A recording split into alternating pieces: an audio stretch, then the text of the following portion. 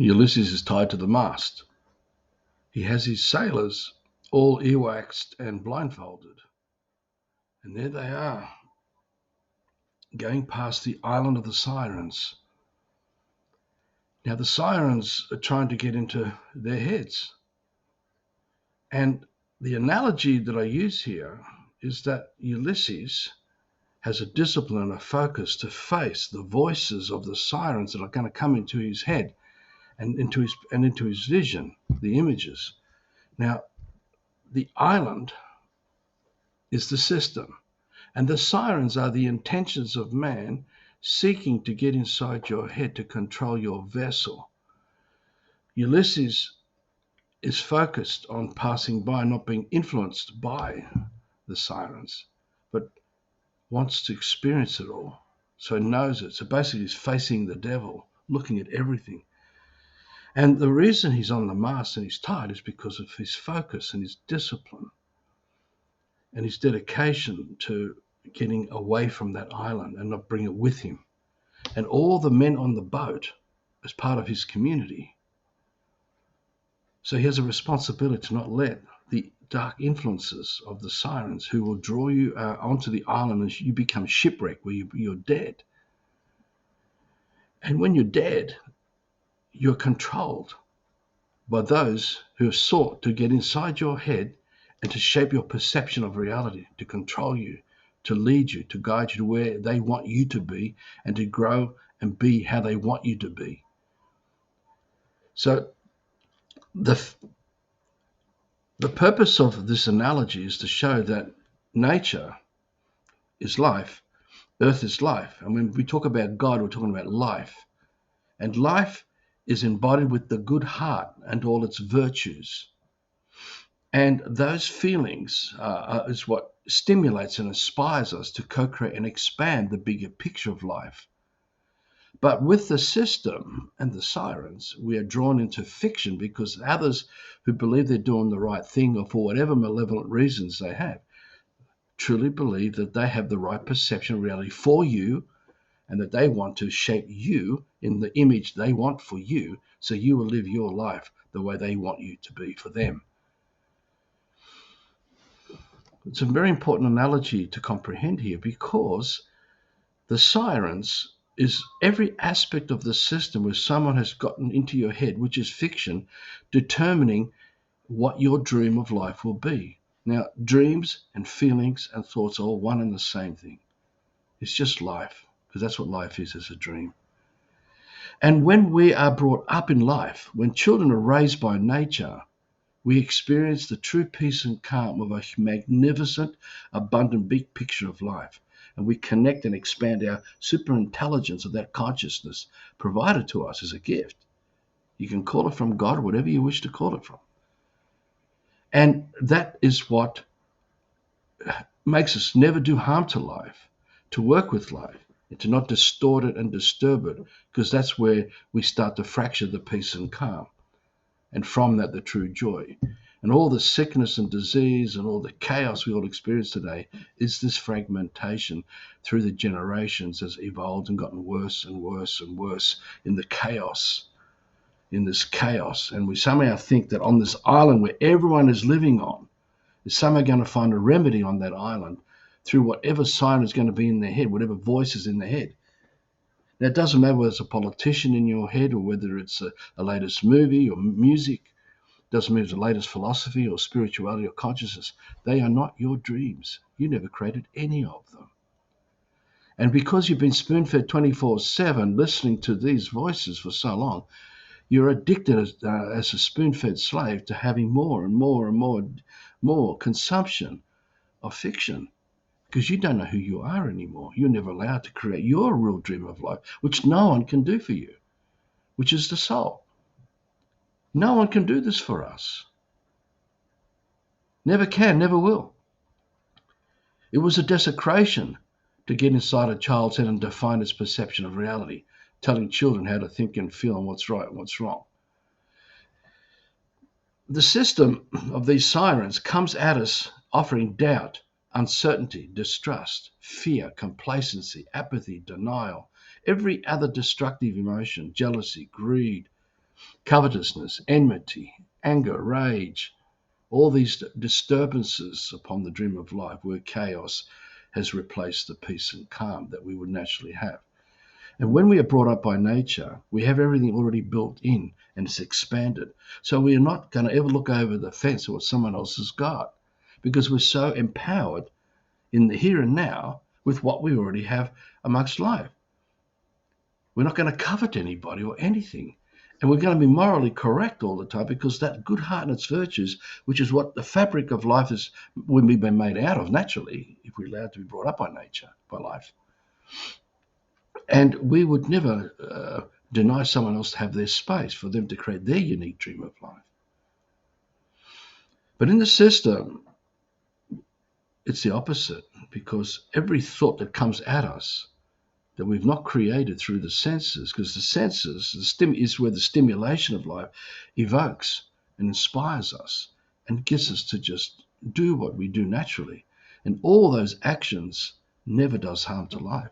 In fact, it nurtures it, embraces it, cares for it, all that.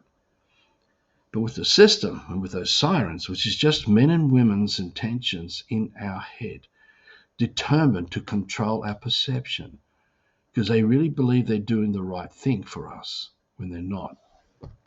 Now, we're all complicit. We're all being compromised by this. And the evolution of this has evolved to the point where almost we don't know what life is anymore because we're so caught up with fiction, thinking it's part of life, and all the AI that comes with it, which is all fiction. And it makes us all hypocrites. And I'm a hypocrite because I'm using technology to communicate these wisdoms with you. So Ulysses on the mast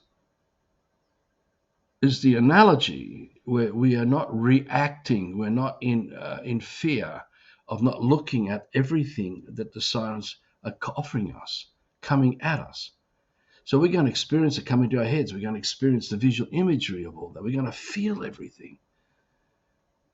But because he's tied to the mast, he has to focus. He does not want to stay in that world. He's in it, but he's not of it. And he's journeying back to his true love of his wife and family and village from where he came from, that led him to the Battle of Troy and all the other things that in the Odyssey that is covered by Homer. So each of us have got to become Ulysses on that mast with the discipline to say no, and yet at the same time not react and embrace everybody else. But you don't have to allow them to come directly into your life to control and influence your life, because there's so much fiction. Because the whole of the rule of law is fiction. All the education system is fiction. And everything to do with religion and spirituality and consciousness and all the materialism and consumerism is all fiction. They are not our natural dreams of life.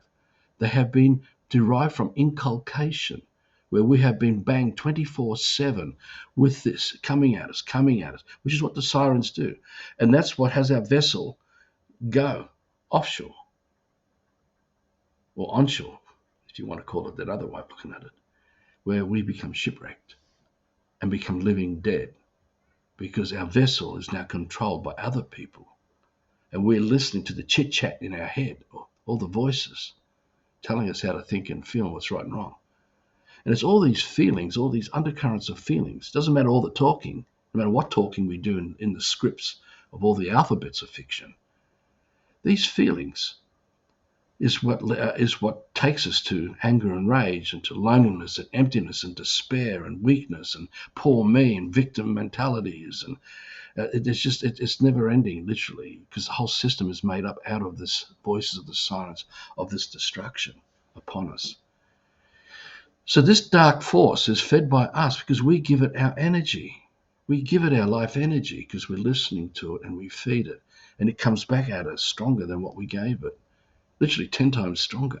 And collectively, by everyone else doing it, we can see fiction is expanded to the point of absolute consumption of the whole of creation itself, or life, or earth. We were not meant to be like this.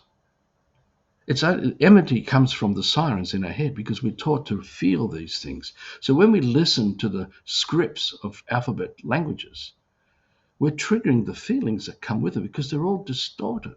They're not natural feelings. It's not a tree or a creature that you're observing in nature and being inspired by its beauty and magnificence, its incredible prowess and skill sets in what it's doing, in its relationship with everything else of life. Nature doesn't teach us fear and greed and selfishness, coveting and anger and rage and arrogance and ignorance and righteousness and ridicule and abuse and all these other destructive emotions that have come from the island, from the Sirens. All of it man-made, because we're the only ones here. There is no one else here. It's just us.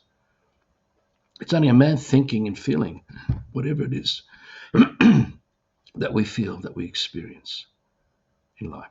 No matter what it is, it's all man-made. It's always man to the experience. And whatever we put out there as we breathe out what we're thinking and feeling, we're affecting others. They may even be unconscious of what it is they're feeling, that they're experiencing, contributed by everyone else who's caught up in it. We're all meant to be brought up by nature because there we're all alone and empowered in a magnificent peace and calm. And when we quieten down all the chit-chat in the head from all the sirens on the island where we've become shipwrecked on it, and we don't let it control us anymore, we are Ulysses on that mast, tied to that discipline and focus and direction, and moving on past it all, letting it all go. We're not going to look back like Lot with Lot's wife. We're not going to do that. The remedy is to return to local village life where everyone knows each other, where life can be protected by the local, where everyone lives for the good heart and its virtues, and we refuse to play out any destructive emotion, no matter what it is. And that includes loneliness and all these. There's so many different emotions that we have, and that discipline means that we are a man of peace amongst a man of peace, men, women, children, brought up in this peace and calm, with no one looking over the fence at what anyone else has got, and we don't covet out another man's woman or another woman's partner. We don't do that. And we don't live in the doubt and the fear and the uncertainty of tomorrow, which is what you do in the system, because like mortgages and leases and rents is all that uncertainty about not having that security and that trust and in your life, to have that roof over your head here and now. Now we're all on land now. We're all men on the land now. Nobody owns anything. No one has ever owned anything.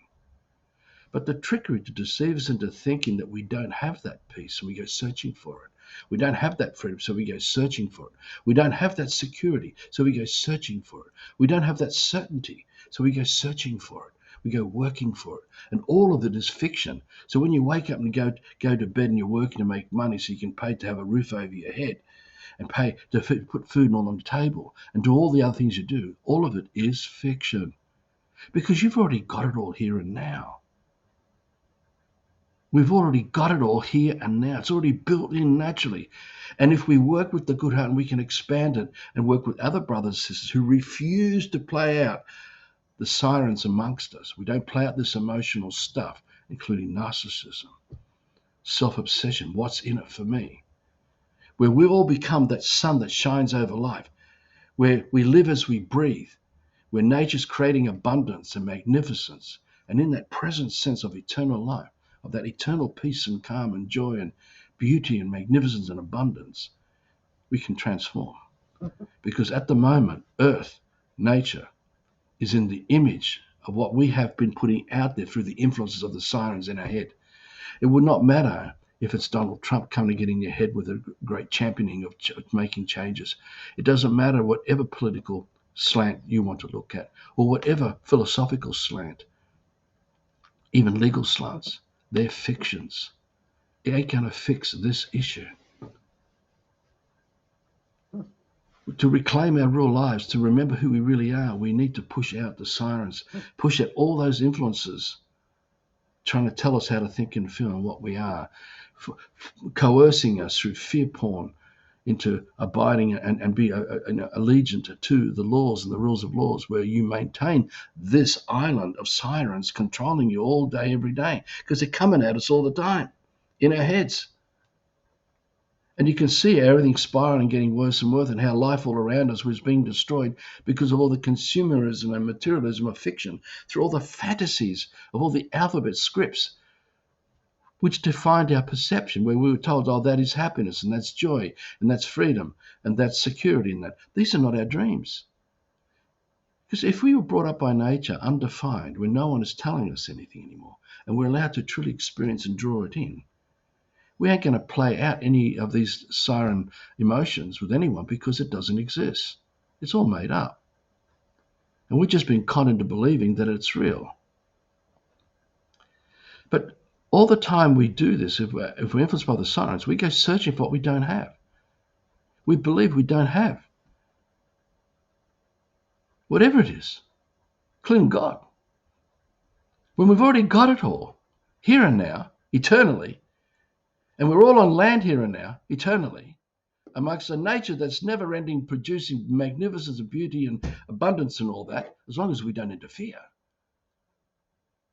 And every other aspect of life, that's what brings that incredible peace and calm, where we are each responsible for the land that we stand on, in the village that we live in, at a local level, where everyone knows each other and everyone knows all the children, and we all raise each other up in the good heart and its virtues, and we all keep that siren and the island of wreckage, shipwrecks, because our vessel is like a ship.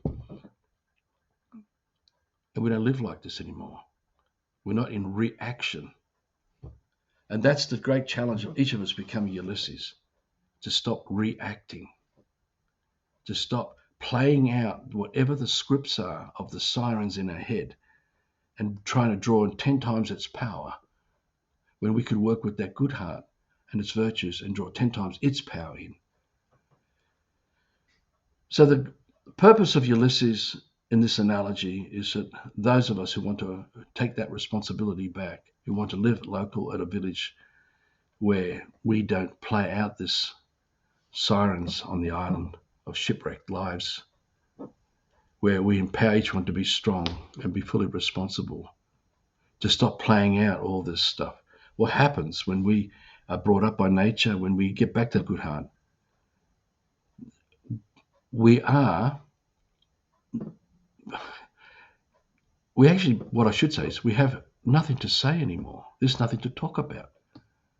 There's a dead silence, because we're living it. We're being it. We haven't gone out on the journey to search towards freedom and peace and calm and security and all the other things that we're driven by. I mean, how many years you work to pay off fictions as mortgages or leases, and the war zones and the fear porn coming through the media and all that. All this is orchestrated, because that's how we can be controlled, to give our power away to the dream of those behind it, the higher levels of that pyramid hierarchy, compartmentalized, institutionalized, information provided on a need-to-know basis, and the very tiny few at the top are like puppet masters pulling the strings of all the marionettes below in this insane, psychotic world we call the system.